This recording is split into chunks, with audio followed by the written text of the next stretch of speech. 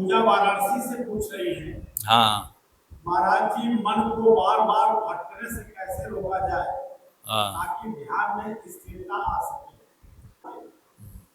पूजा जी क्या है प्रश्न? जी वाराणसी से। जी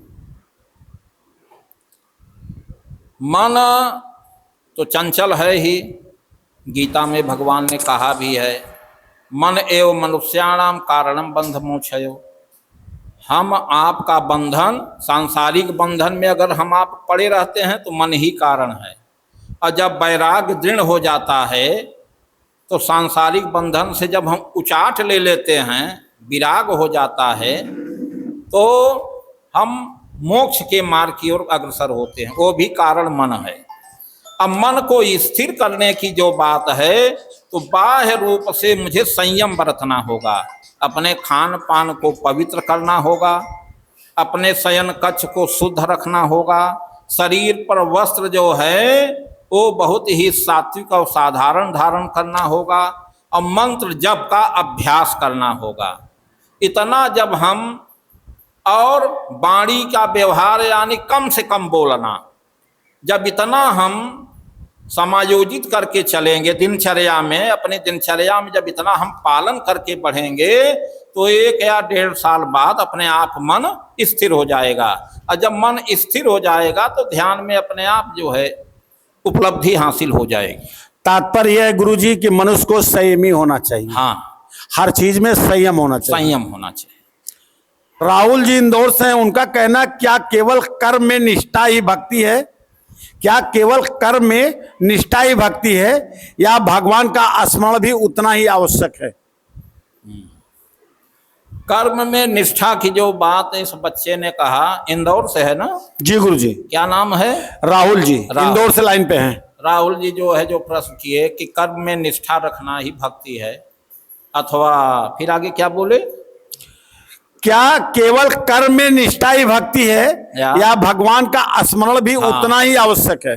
कर्म और भगवान का जो नाम का स्मरण है वह कर्म के अंतर्गत ही आता है। कर्म कोई अलग से विषय नहीं है। हम आप जो व्याख्या करते हैं ऐसा अलग, ये विरोधाभास है। जबकि हर क्षेत्र में हम जो भी कार्य करते हैं, पूजा पाठ संबंधी चाहे सांसारिक, वो सब कर्म के अंतर्गत ही आता है।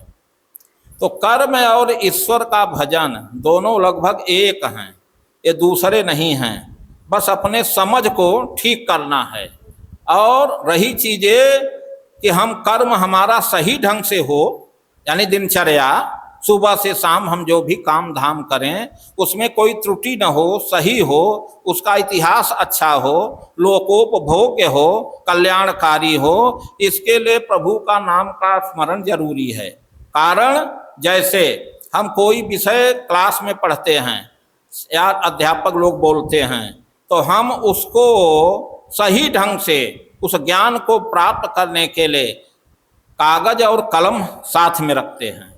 उसी तरह से नाम जप, अगर हमारा सही और दिनचर्या ठीक रहे तो नाम जप उसी तरह से सहयोगी होता है, कागज और कलम की तरह। तात्पर्य यह है कि कर्म करते रहें और ईश्वर का भजन करते रहें। हाँ। गुरुजी संगीता जयपुर से, संगीता जयपुर से उनका प्रश्न है, घर के वातावरण में शांति और सकारात्मक बनाए रखने के लिए कौन सा आसान आध्यात्मिक उपाय करें?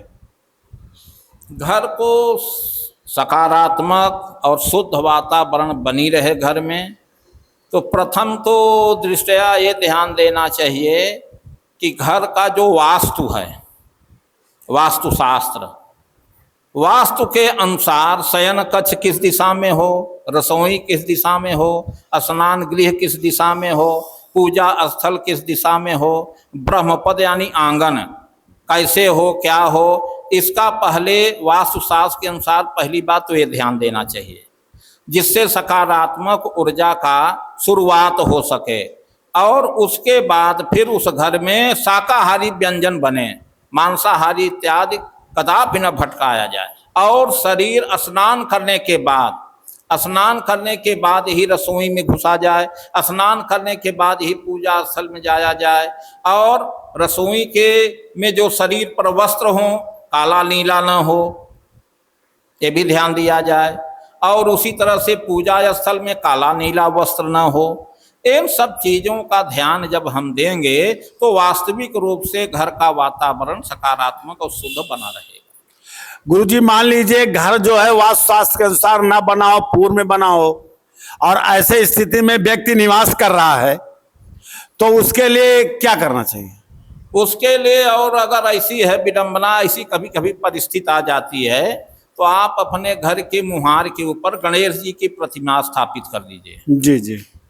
अंदर और बाहर निकलते समय भी गणेश जी का दर्शन हो, बाहर से आने पर भी गणेश जी का दर्शन हो, तो वो सब उस स्थल का सारा दोष समाप्त होता रहता है और पूरे घर को शुद्धता से बनाए रखें। आनंद।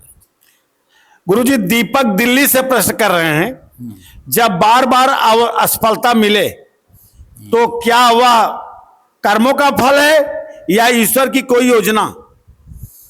देखो, ईश्वर की तो कोई योजना नहीं रहती, कर्म का फल ही अपना है।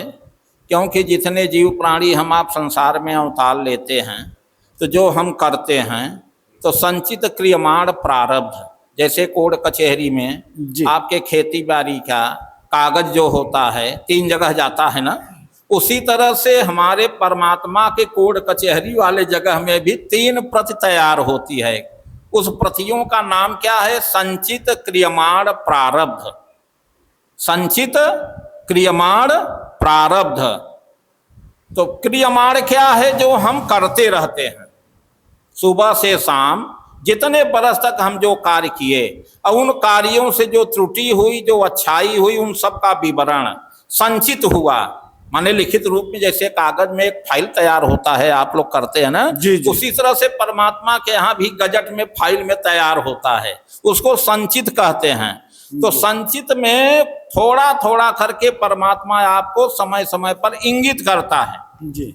अगर उसको आप बुद्धिमानी से झेल ले गए, हल कर लिए समय रहते तो ठीक, तब प्रारब्ध नहीं बचेगा। लेकिन तमाम लोग झेलने के बजाय उपाय सोच लेते हैं, उसकी प्रतिक्रिया दूसरी, अब वो पड़ा का पड़ा रह जाता है संचित, तो अगले जन्म में ट्रांसफर हो जाता है, उसको प्रारब्ध कहते हैं। या ईश्वरीय योजना के अंतर्गत नहीं आता है मूल में अपने कर्म का ही फल का फल। जी। आरती जी लखनऊ से प्रश्न कर रही हैं, लाइन पे हैं, क्या केवल भगवान का नाम लेना पर्याप्त है या सच्चे परिवर्तन के लिए रोज साधना जरूरी है? हाँ, फिर से कहिए। क्या केवल भगवान का नाम लेना पर्याप्त है हाँ। या सच्चे परिवर्तन के लिए रोज साधना जरूरी है? सच्चे परिवर्तन के लिए अच्छा रोज साधना जरूरी है। साधना, पहली बात तो ये बच्ची को ध्यान देना चाहिए, साधना और नाम जप जो दोनों को जो अलग मान बैठी है जी, इसकी पहली तो समस्या यही है। साधना और नाम जप करते करते ही आगे चल के वो साधना का रूप हो जाता है जी। ये दोनों अलग नहीं हैं। और जब नाम जप में दृढ़ता आ जाती है तो उसका प्रतिफल, जैसे आप घर में खेत में गेहूं बोते हैं, बीज उगाते हैं, पौधे बनते हैं, निराई गुणाई करते हैं, फिर वो फलित होता है, हम फल ले आते हैं। उसी तरह से नाम जप रूपी खेत में हम जब खेती करें नाम जप का, और करते करते एक दिन वो फलित हो जाएगा, और जब वो फलित हो जाएगा तो साधना की परिपक्वता आ जाएगी। जी। मनोज जी सूरत से बोल रहे हैं हाँ, कि जब घर में कला और तनाव बढ़ जाए तो कौन सा भक्ति मार्ग उस माहौल को तुरंत शांत कर सकता है? प्रश्न दोहरा रहा हूं। हाँ, जब घर में कला और तनाव बढ़ जाए हाँ। तो कौन सा भक्ति मार्ग उस माहौल को तुरंत शांत कर सकता है? घर में कलह और तनाव का पहले तो कारण खोजना चाहिए, किस कारण से ऐसा हो रहा है। यदि कारण नहीं समझ में आ रहा है तो हमारा मनोमस्तिष्क जब उग्रता की ओर है या उग्र है, तनावग्रस्त है, मनमुटाव जैसा है, जिसे लोग कहते हैं ना कि मूड आज सही नहीं है, हमारा मूड नहीं सही है, उसके लिए मार्कंडेय पुराण में बहुत सरल उपाय दिया गया है कि अगर ऐसी परिस्थिति आवे तो 3 या 7 या 11 बार शिव शिव शिव शिव शिव शिव शिव शिव शिव न शिव तो अपने जो इष्ट हैं उनका नाम लीजिए 3 बार 7 बार 11 बार। ऐसा करने से मनोमस्तिष्क का जो भारीपन है तनाव के वजह से उसमें आप देखेंगे तब्दीली आना शुरू हो गया है और उस कलह मनमुटाव की जगह आस्तिकता प्रसन्नता है ना उन्नत के मार्ग अवसर और कोई न कोई उसमें जो है वो उपाय या रास्ता निकल ही आता है। ऐसा मार्कंडेय पुराण में वर्णन है। ऐसी अवस्था में आदमी को शिव शिव या अपने जो इष्ट हैं उनका नाम लेना चाहिए। गुरुजी नेहा भोपाल से हैं। महाराज जी, आज के युवाओं में भटकाव बढ़ रहा है, उन्हें अध्यात्म की ओर आकर्षित करने का सरल तरीका क्या है? आजकल की जो आधुनिक शिक्षा है स्कूल कॉलेज वाली शिक्षा केवल किताबों का ज्ञान कराया जाता है। उन किताबों में संस्कारित शिक्षा नहीं है। क्यों जी? तो पहले हम लोग जब पढ़ते थे स्कूल कॉलेज में तो हम लोग भी पढ़ते थे, लेकिन 10 मिनट 5 मिनट अध्यापक लोग कक्षा में इंसानियत मानव मूल्य सदाचार इत्यादि की कुछ बातें बताया करते थे। इससे हम लोग सुन करके अपने मन बुद्धि को संस्कारवान बनाते थे। आजकल ऐसा कुछ हो नहीं रहा है, इसलिए पढ़ने के लिखने के बाद भी डिग्री धारण करने के बाद भी युवा लोग भटकाव में रहते हैं, रोटी की तलाश में नौकरी की तलाश में। बल्कि यूँ मान लीजिए कि आजकल जो शिक्षा है केवल रोटी और धोती कमाने के लिए है, आध्यात्मिक या सदाचार के लिए तो है नहीं। और आत्मिक सुख भटकाव दूर हो जाए सदा के लिए, इसके लिए शिक्षा के साथ साथ आध्यात्मिक लक्ष्य भी या पहलू भी साथ में होना चाहिए, तो ऑटोमेटिक रास्ता निकलता रहेगा। पढ़ने लिखने के बाद आदमी कोई न कोई रास्ता मिलेगा और भटकाव दूर हो जाएगा। गुरुजी, अमित जी भोपाल से प्रश्न कर रहे हैं, हाँ, क्या आधुनिक जीवन में भक्ति और कैरियर दोनों को साथ लेकर चला जा सकता है? अगर हाँ तो कैसे? अमित जी भोपाल से प्रश्न है, क्या आधुनिक जीवन में भक्ति और कैरियर दोनों को साथ लेकर चला जा सकता है? तो कैसे? हाँ, तो कैसे? बहुत सही प्रश्न है उनका। कैरियर का मतलब पढ़ाई लिखाई शिक्षा दीक्षा जी। अंत में उद्देश्य होता है नौकरी पाना, रोजी रोटी का सवाल आ जाता है, कैसे जीवन यापन हो जी। और साथ में भक्ति भी बनी रहे। तो इसके लिए सुबह शाम आधे घंटे 20 मिनट 10 मिनट 1 घंटे कम से कम प्रभु का स्मरण बना रहे। अगर हम प्रातः काल नहा के 10 मिनट 20 मिनट आधे घंटे 40 मिनट या 1 घंटे प्रभु का स्मरण करते हैं, चाहे हनुमान चालीसा पढ़ें, चाहे मानस पढ़ें, चाहे नाम जप करें, चाहे हम ध्यान में बैठें, योगा प्राणायाम इत्यादि कार्य करें, या जैसे अपने फुलवारी है क्यारियाँ हैं इनमें हम मेहनत करें, तुलसी का बाड़ है ना, फूल का बाड़ है, इनमें निराई गुणाई करें, जल ये भी भक्ति में आता है। ये प्रकृति प्रेम है, प्रकृति भक्ति है। ऐसा अपने दिनचर्या को करते हुए हम अपना पढ़ाई लिखाई भी करते रहें।